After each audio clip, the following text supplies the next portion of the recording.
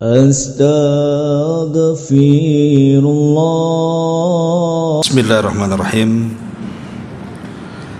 Assalamualaikum warahmatullahi wabarakatuh.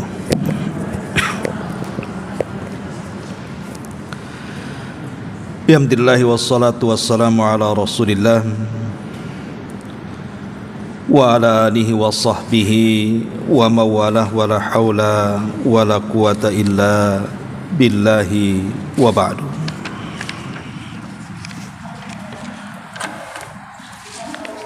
Alhamdulillah, di pagi menjelang siang ini Allah subhanahu wa ta'ala masih memberikan nikmatnya kepada kita sehingga kita bisa duduk bertalabul ilmi di Masjid Sukajadi, dan kita masih meneruskan kajian kita, masih membahas kitab 175 Jalan Menuju Surga. Dan pagi ini kita akan membahas poin ke-40 di halaman 90. Nabi akan mengambil tangannya dan memasukkan ia ke dalam surga. Sungguh bab yang sangat indah sekali bila kita sebagai umat Nabi sallallahu alaihi wasallam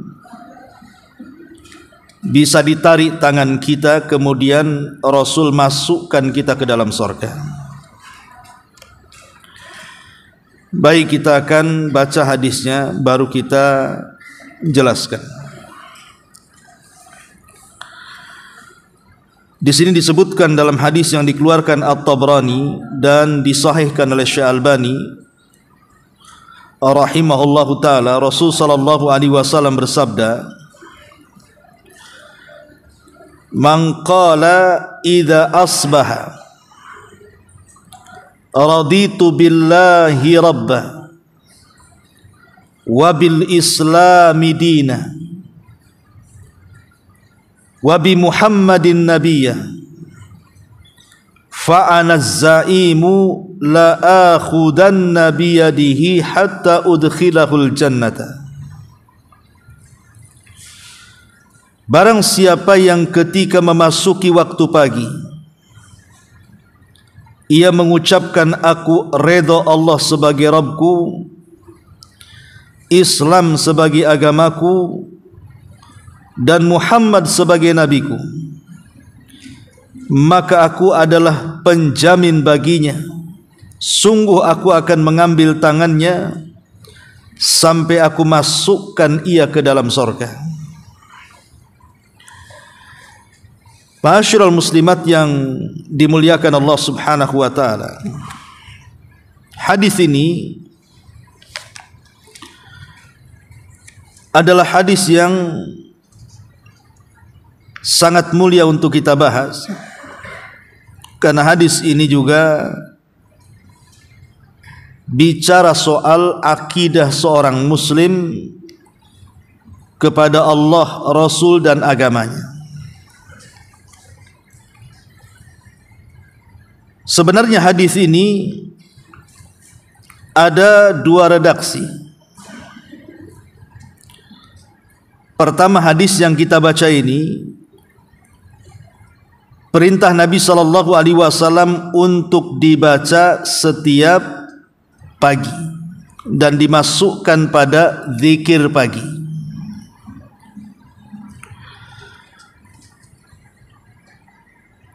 Dan hadis yang kedua, hadis ini dibaca setelah mendengar suara azan. Sebagaimana Nabi sallallahu alaihi wasallam mengatakan, "Man qala hina yasma'un nida, asyhadu an la ilaha illallah wa asyhadu anna Muhammadar Rasulullah, raditu billahi rabba wa bil islami dina wa bi Muhammadin rasulah."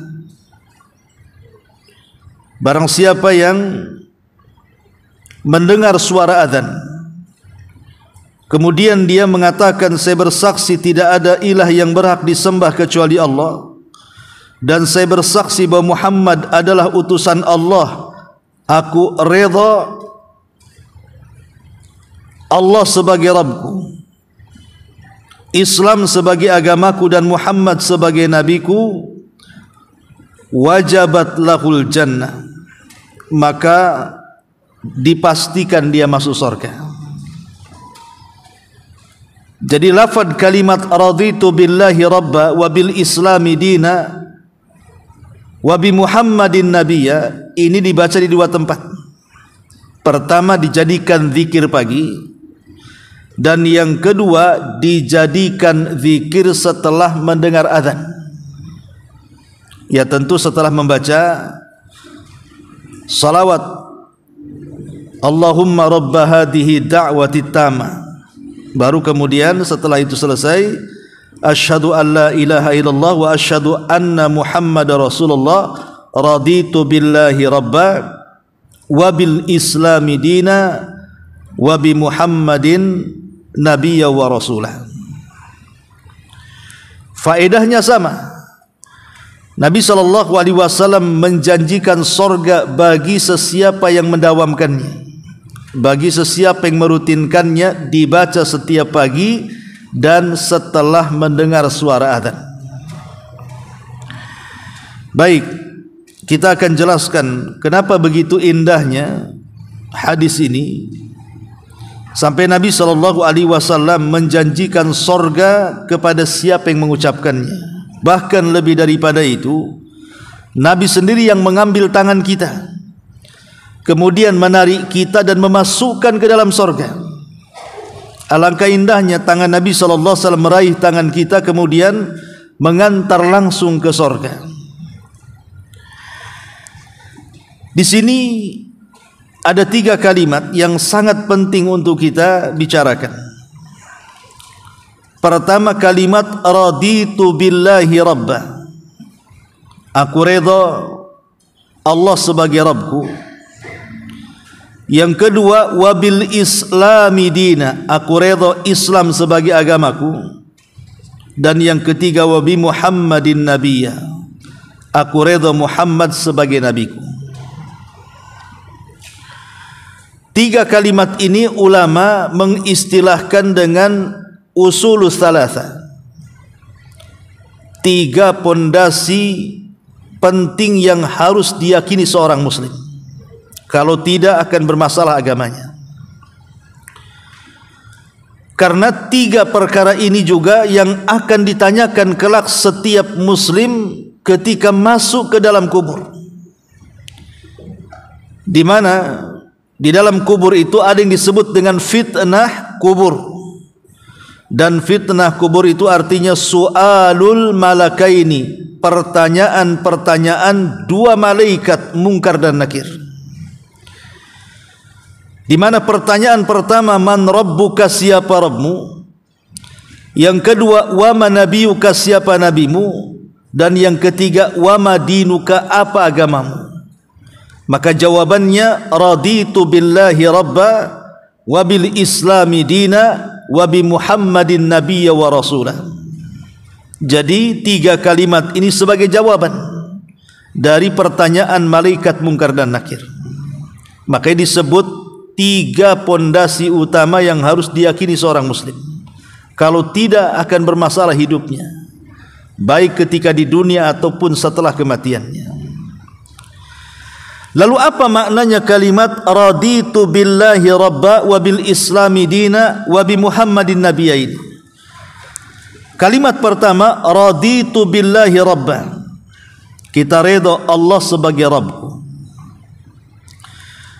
Artinya kalau kita sudah redha Allah Subhanahu wa taala sebagai Tuhan kita, sebagai Rabb kita, maka semua putusan-putusan yang Allah putuskan kepada kita, maka kita wajib untuk pasrah dan menerimanya. Dengan kata lain, kita harus mengatakan sami'na wa ata'na, siap dengar dan siap taat. Karena kita sudah redha Allah sebagai Tuhan kita. Berarti apapun yang diperintahkan Allah Subhanahu wa taala dari putusan-putusannya, baik dalam perintah itu ada sesuatu yang kita benci, baik dalam larangan itu ada sesuatu yang kita sukai, mau tidak mau kalau Allah perintahkan laksanakan, kalau Allah larang tinggalkan.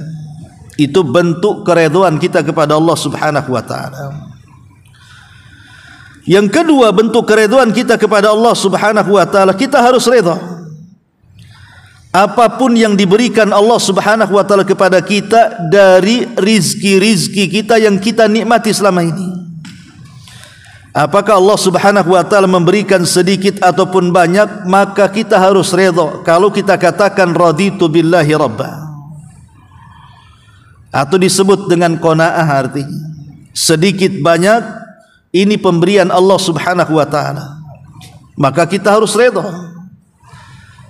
Jangan lisan kita mengatakan aku redha Rabb Allah sebagai Rabbku, tapi ketika kemudian seret ekonominya, ataupun Allah berikan ujian ekonominya berupa mungkin usahanya kurang lancar, dagangnya mungkin kurang untung, atau mungkin malah buntung tidak dapat untung, kemudian mulailah kita menyalahkan nasib.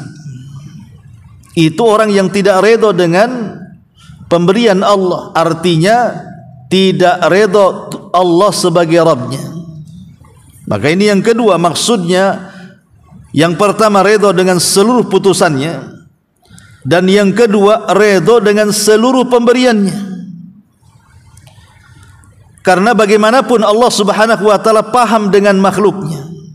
Ketika Allah Subhanahu wa taala menahan sebagian rizki makhluknya dan melepaskan sebagian yang lainnya, berarti ada hikmah Rabbani yang kita tidak tahu. Tetapi yang jelas bahwa kalau kita katakan raditu billahi rabba, maka sedikit banyak dari rizki Allah Subhanahu wa taala wajib kita syukuri.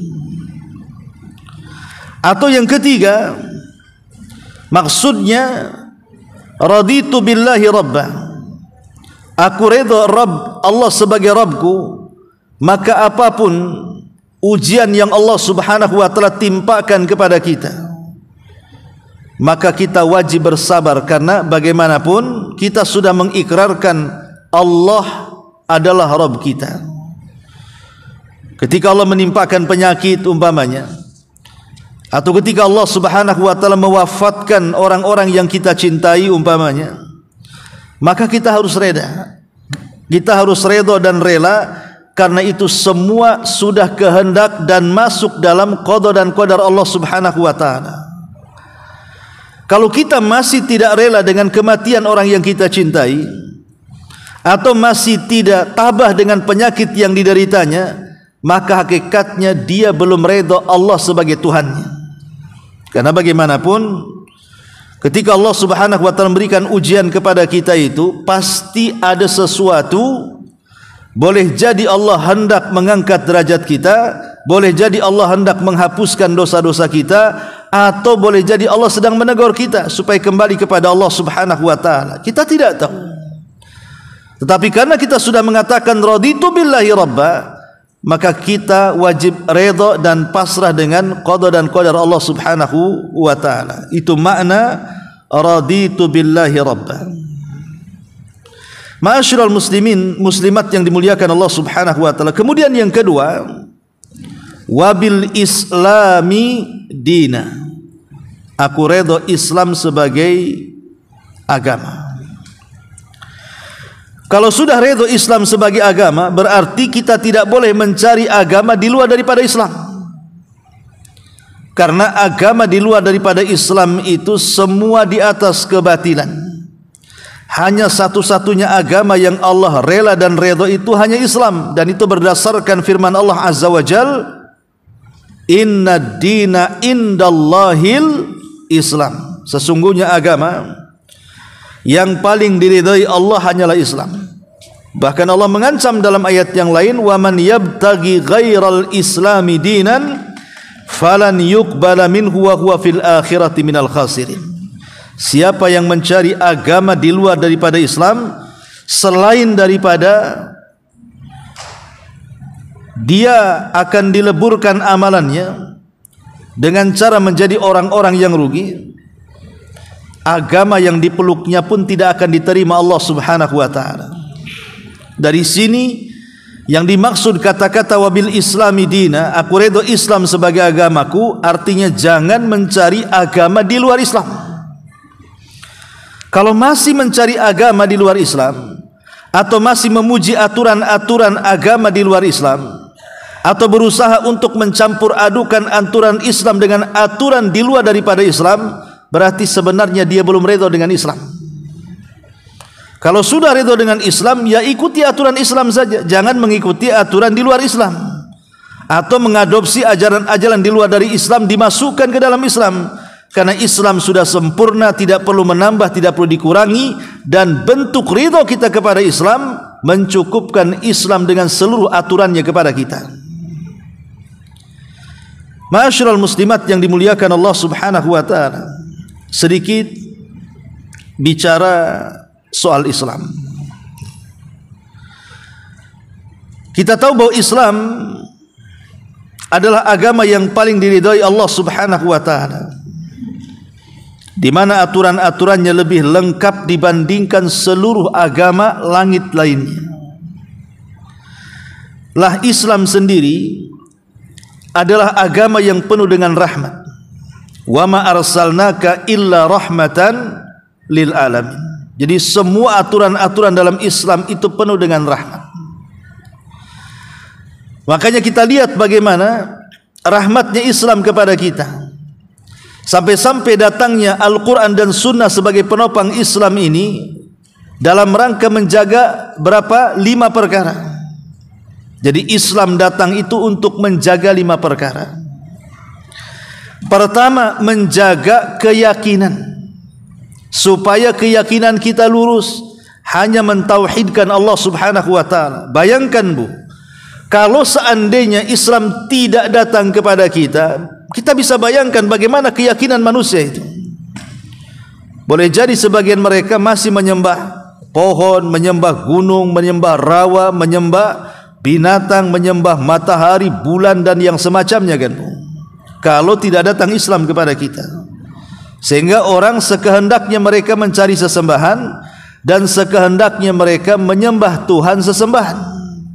Tapi Islam datang, sesembahan kalian tidak benar, kalian menyembah batu tidak benar, kalian menyembah pohon tidak benar, kalian menyembah sungai tidak benar, kalian menyembah binatang tidak benar, apalagi menyembah matahari, bulan dan bintang. Yang benar itu hanya menyembah Allah semata. Islam datang kemudian meluruskan keyakinan. Ini yang pertama. Yang kedua, Islam datang untuk menyelamatkan akal manusia. Coba kalau seandainya Islam tidak datang, kemudian manusia menghalalkan khamr, menghalalkan narkoba, menghalalkan minuman-minuman yang beralkohol dan memabukkan, gimana coba kondisi masyarakat?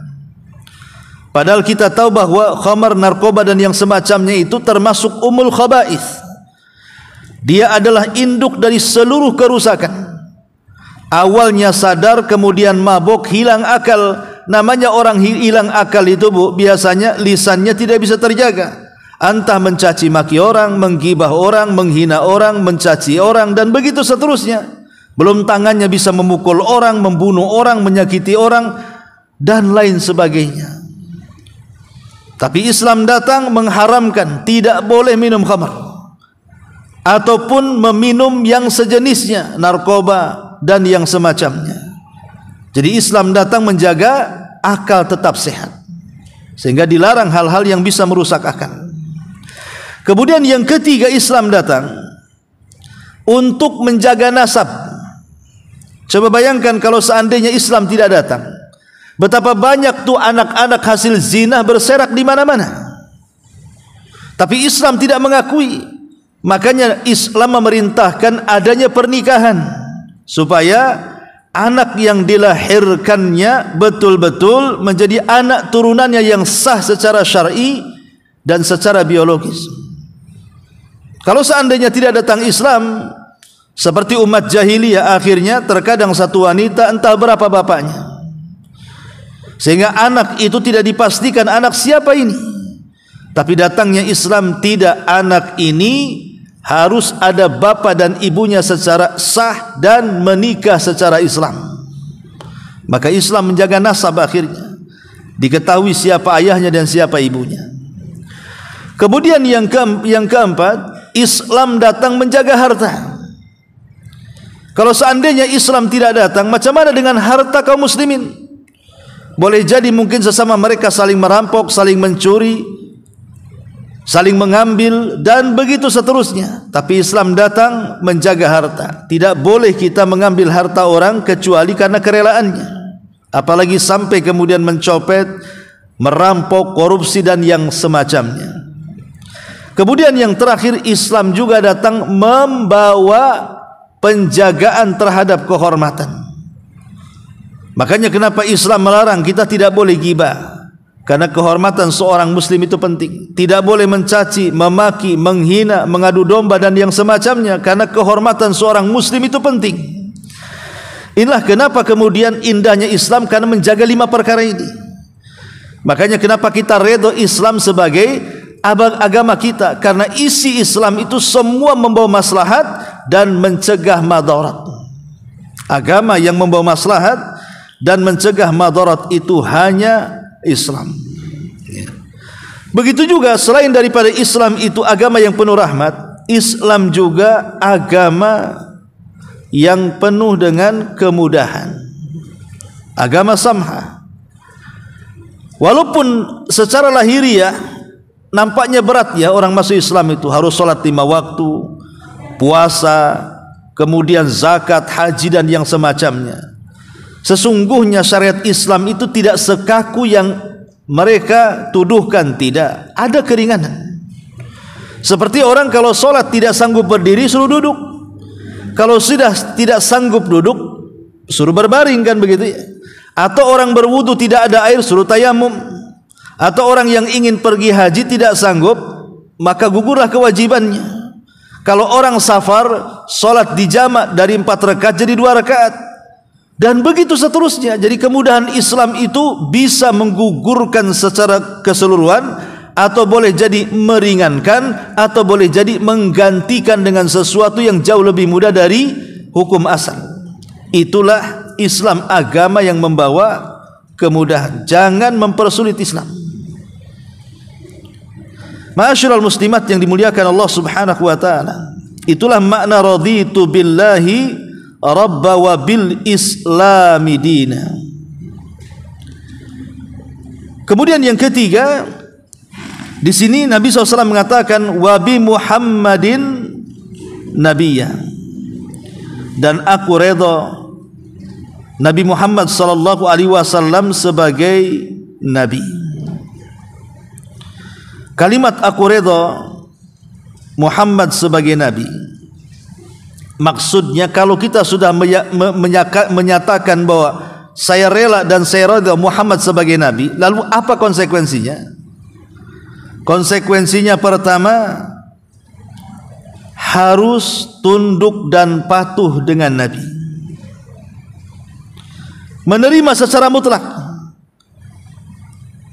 Jadi apapun yang diperintahkan Nabi SAW tidak boleh kita tolak. Apakah itu dalam bentuk perintah wajib atau dalam bentuk perintah sunnah, maka kita tidak boleh membantahnya. Yang kedua, konsekuensinya kalau kita redha Muhammad sebagai nabi, apapun yang dihabarkan Nabi SAW wajib dibenarkan. Mau habar itu masuk akal atau tidak, mau habar itu bisa dicerna atau tidak, diketahui hikmahnya atau tidak, pokoknya kalau Nabi sudah menghabarkan, kita katakan shadaq, maka dia telah benar.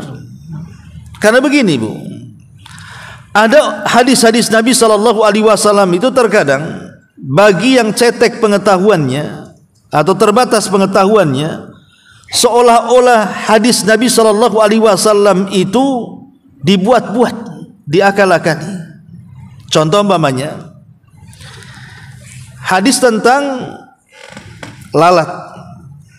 Kata Nabi SAW, kalau kita sedang minum, ibu minum kopi atau teh, tiba-tiba hinggap lalat masuk pula ke dalam teh dan kopi itu.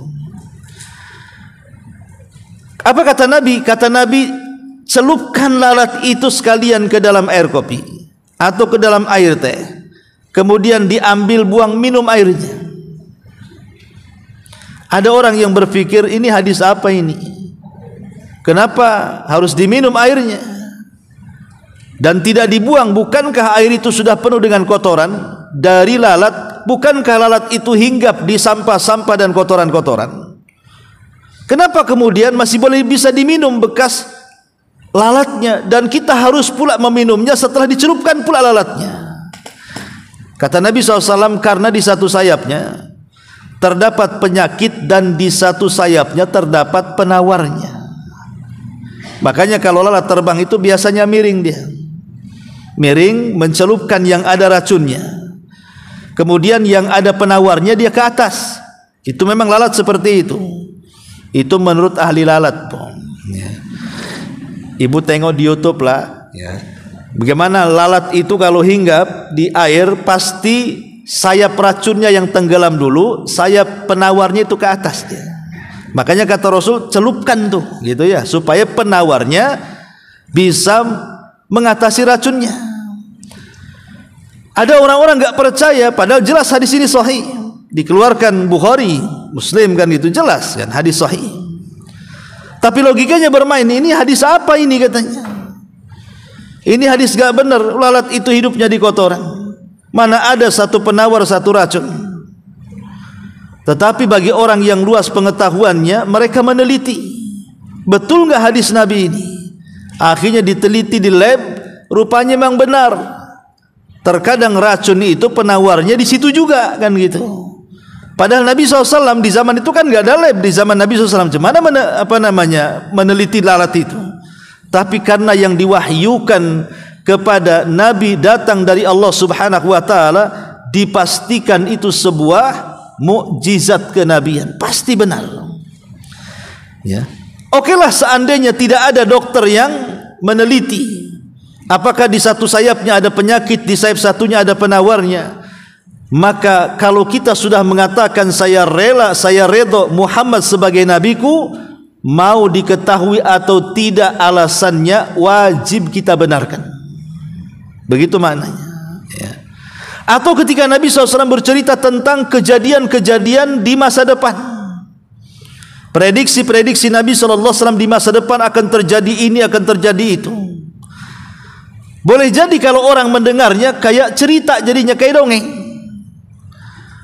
Tetapi kalau kita sudah mengatakan saya redha Muhammad sebagai nabiku, maka jangan dianggap cerita dan dongeng. Kita katakan pasti terjadi. Apa yang dikatakan Nabi selama sahih hadisnya pasti terjadi.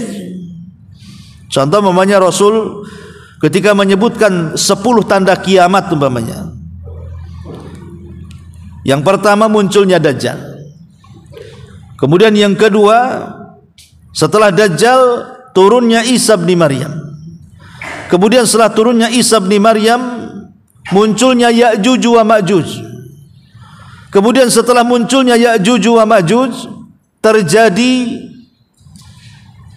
gelap langit yang dipenuhi dengan asap atau disebut dengan duhan.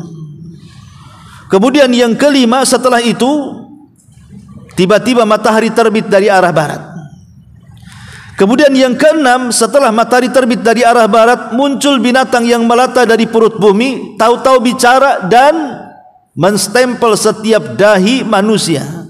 Yang mukmin bercahaya dan yang kafir langsung menghitam dan hilang cahayanya. Kemudian setelah itu yang ketujuh, muncul gempa.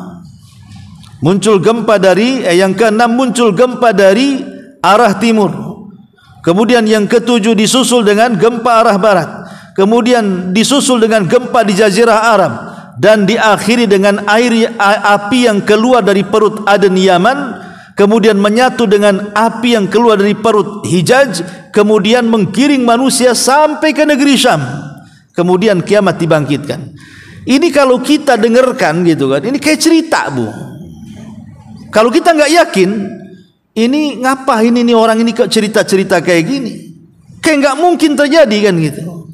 Tapi Nabi SAW sudah mengatakannya dan kita sudah berikrar bahwa aku redha Muhammad sebagai nabiku, maka masuk di akal ataupun tidak, terkesan dongeng ataupun tidak, wajib kita mengatakan telah benar ucapan Nabi sallallahu alaihi wasallam. Wa sadaqa rasuluhul amin. Maka benarlah ucapan Rasul yang mulia lagi penuh dengan amanah. Jadi kalau kita sudah mengikrarkan wa bi Muhammadin nabiyya, maka apapun yang dihabarkan Rasul wajib dibenarkan. Ini yang ketiga. Yang kedua. Kemudian yang ketiga, kalau kita sudah mengatakan bahwa Muhammad adalah aku redha Muhammad sebagai nabiku, maka apapun yang dilarang oleh Nabi SAW wajib ditinggalkan. Apapun yang dilarang, baik dalam bentuk haram ataupun makruh, tinggalkan. Kalau sudah Nabi melarang sesuatu, tinggalkan. Jangan berfikir kenapa dan kenapa, karena kita sudah mengikrarkan Muhammad sebagai Nabi. Kemudian yang keempat, kalau kita sudah mengikrarkan Muhammad sebagai Nabi, berarti kita tidak boleh menyembah Allah kecuali setelah ada tuntunan dari Rasulullah. Jangan membuat tuntunan sendiri yang tidak diajarkan Rasulullah. Karena kita sudah redha Muhammad sebagai Nabi, berarti saat kita menyembah Allah Subhanahu wa taala tidak boleh keluar dari cara Nabi sallallahu alaihi wasallam menyembah Allah Subhanahu wa taala. Kalau tidak, kita masih membuat cara-cara yang tidak pernah dilakukan Rasul, berarti kita belum menganggap dia sebagai Nabi utusan Allah Subhanahu wa taala. Ini yang harus dipahami tentang makna raditu billahi rabba wa bil islami dina wa bi Muhammadin nabiyya wa rasulah. Ma'asyiral muslimat yang dimuliakan Allah Subhanahu wa taala. Lalu faedah hadis ini apa?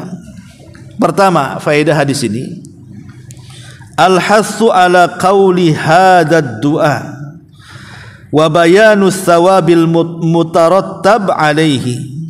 Di sini ada anjuran untuk senantiasa membaca doa ini. Rasul menganjurkan sekali membaca doa ini. Kapan dibaca? Jadikan pertama zikir pagi dan yang kedua jadikan setelah azan. Ini faedah yang pertama. Faedah yang kedua, ar-ridha billahi rabban yatadhammanu alla ya'bud al-mar'u ghairahu subhanahu. Tanda yang pasti seseorang itu sangat redha dengan Allah sebagai Rabbnya adalah dia tidak menyembah kecuali kepada Allah, dan dia akan singkirkan seluruh sesembahan selain daripada Allah Subhanahu wa taala, alias tauhid. Kalau kita sudah mengatakan aku redha Allah sebagai Tuhanku, maka kita wajib mentauhidkan Allah Subhanahu wa taala, baik dalam rububiyah, baik dalam uluhiyah ataupun al-asma' wa sifat. Kemudian yang ketiga, ar-ridha bi Muhammadin sallallahu alaihi wasallam nabiyya wa rasulah yatadhammanu ta'atuhu alaihi salatu wassalam wal inqiyadu li sunnati. Kalau kita sudah mengikrarkan redha dengan Muhammad sebagai nabi kita dan rasul kita, maka kita harus melakukan ketaatan secara mutlak kepada Nabi dan harus melakukan ketundukan secara mutlak kepada sunnah-sunnah yang diajarkan Nabi. Karena begini, tidak ada manusia yang layak dicontoh dalam masalah ketaatan kepada Nabi SAW dan juga ketundukan kepada sunnah melebihi para sahabat. Dahulu di zaman para sahabat, ada seorang sahabat namanya Handalah. Handalah itu seorang sahabat yang dibesarkan ruhnya oleh para malaikat. Kenapa demikian?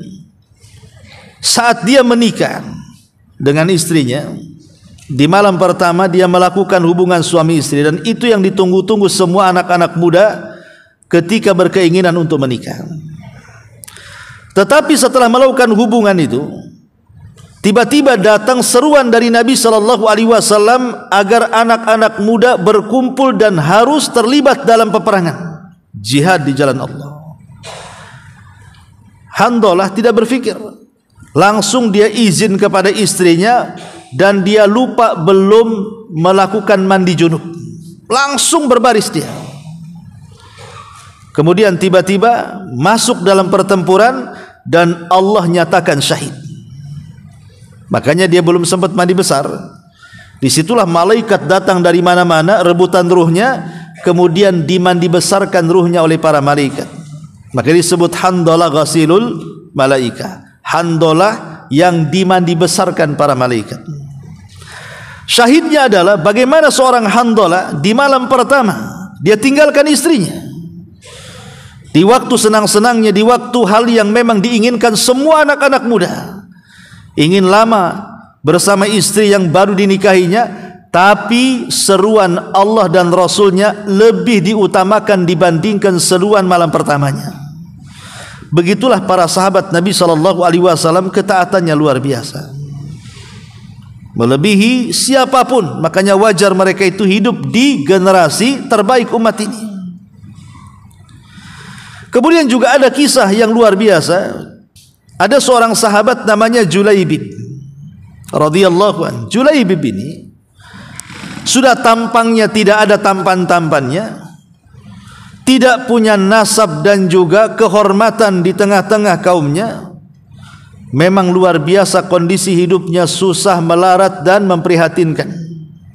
Julaibib orangnya hitam, pendek, keriting, pesek gitu ya. Tidak punya rumah, sembarang tidurnya. Tidak punya pekerjaan, dia hanya dikasih-kasih orang. Susah hidupnya Julaibib ini. Entah kenapa satu hari Nabi SAW memanggil dia dan mengatakan, "Ya Julaibib, kau sudah kawin?" Ya. Julaibib tidak mengatakan belum, tetapi dia menjawab, "Ya Rasulullah, mana ada wanita yang mau denganku?" Lihat jawabannya, ya. Jadi Julaibib ketika ditanya, "Apakah engkau sudah menikah?" Jawabannya itu bukan belum wahai Rasul, tolong carikan. Enggak begitu jawabannya.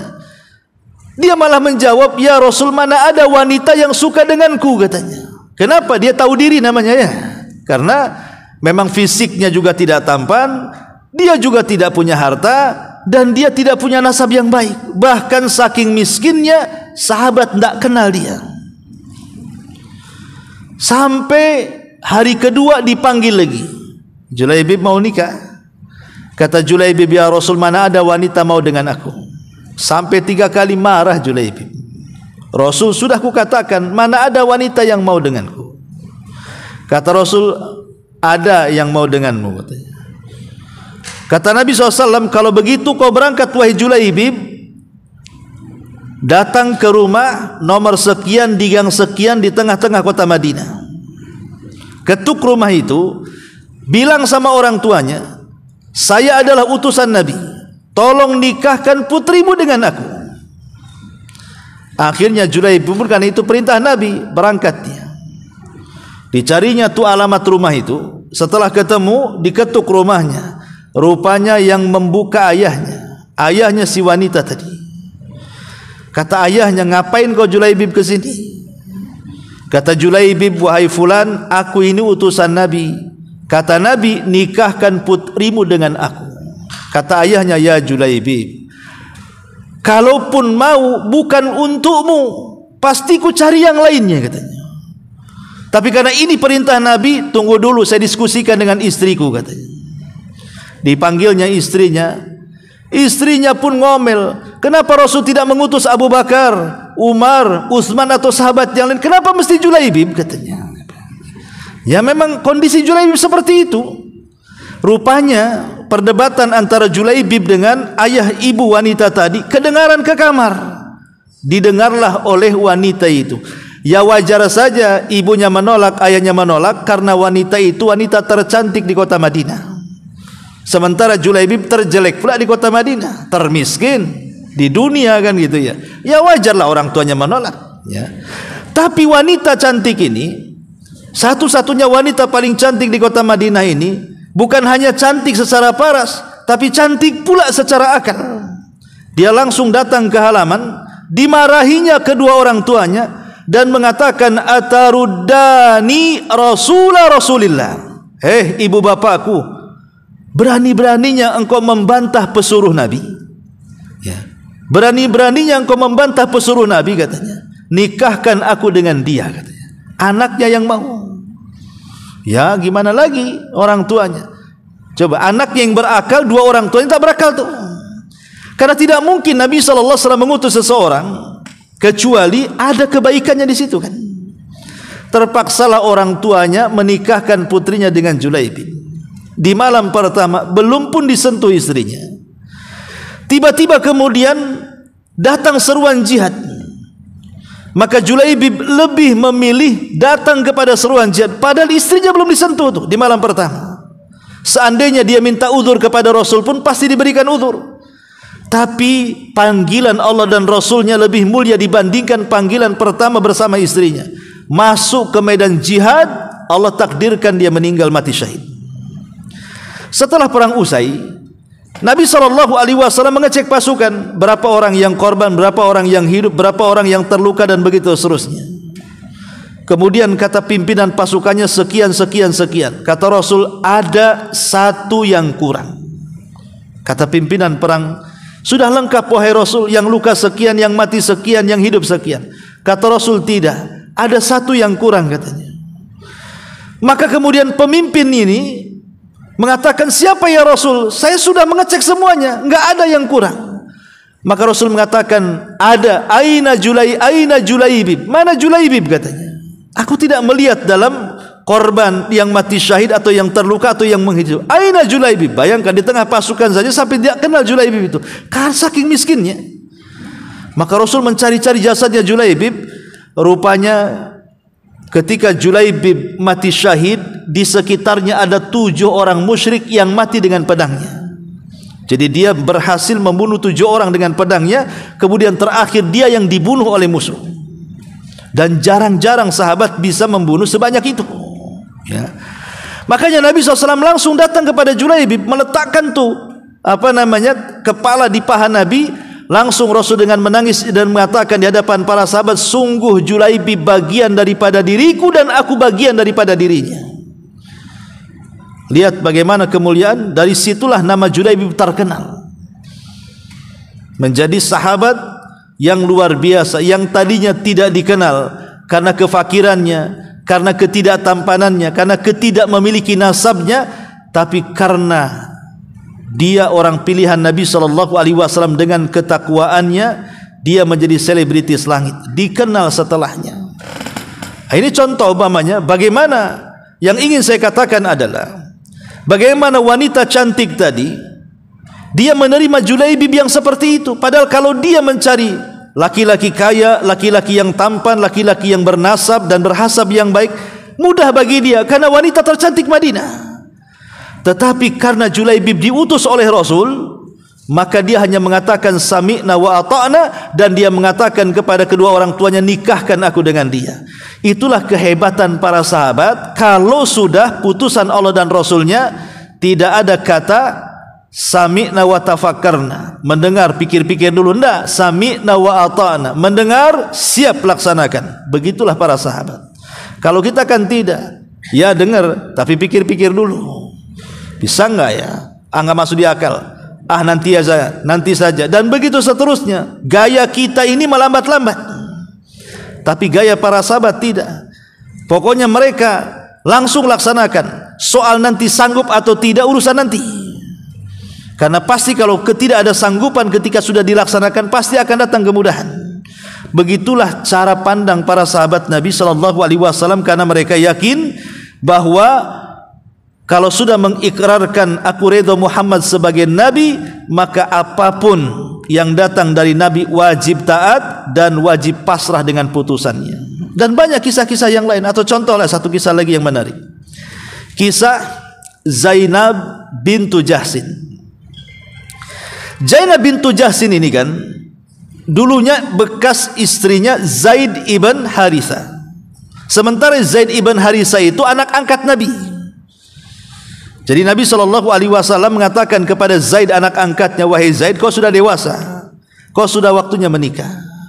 Lah Zaid ini kan dulunya budak berkulit hitam, dihadiahkan oleh Khadijah kepada Rasul supaya jadi anak angkat.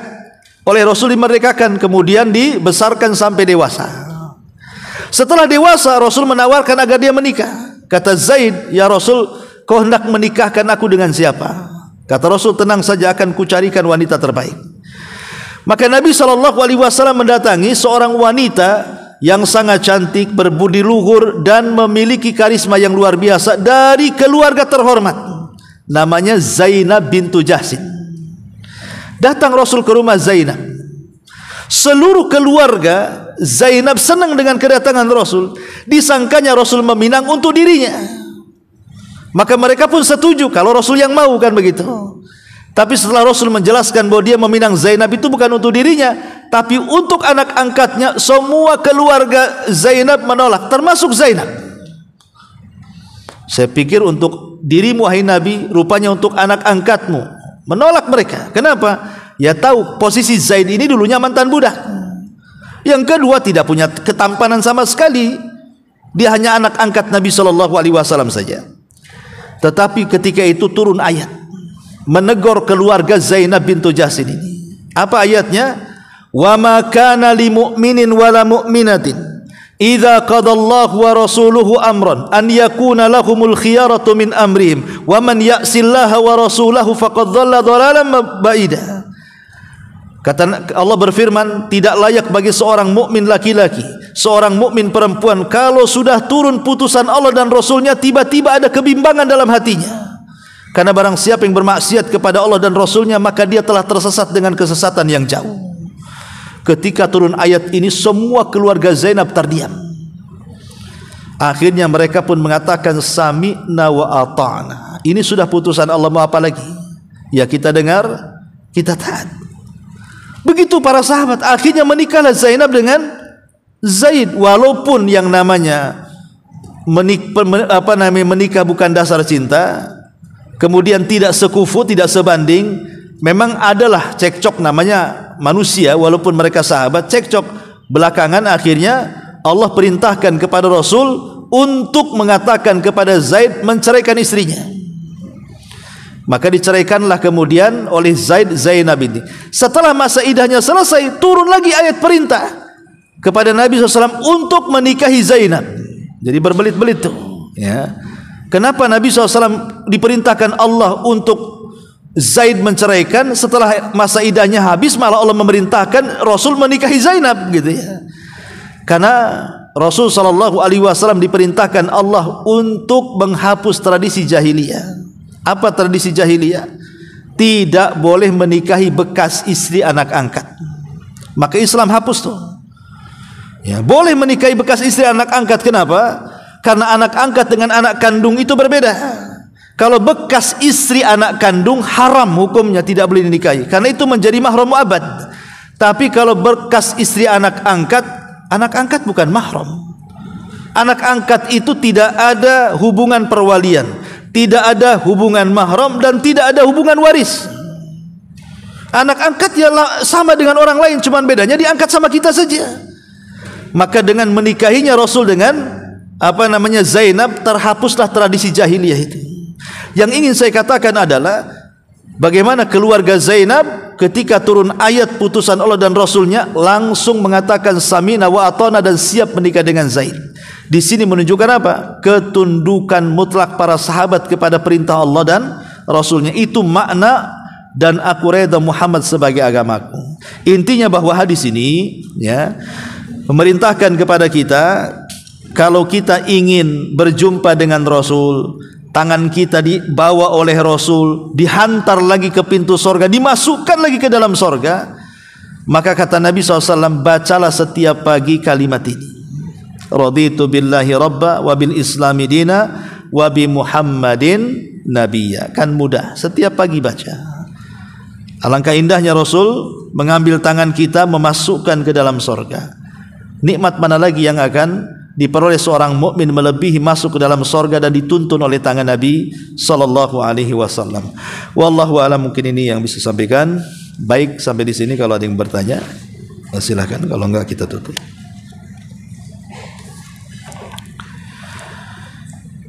Kalau enggak ada, kita tutup dengan doa kafaratul majlis. Subhanaka wa bihamdika asyhadu an la ilaha illa anta astaghfiruka wa atubu ilaik. Allahu taala alam.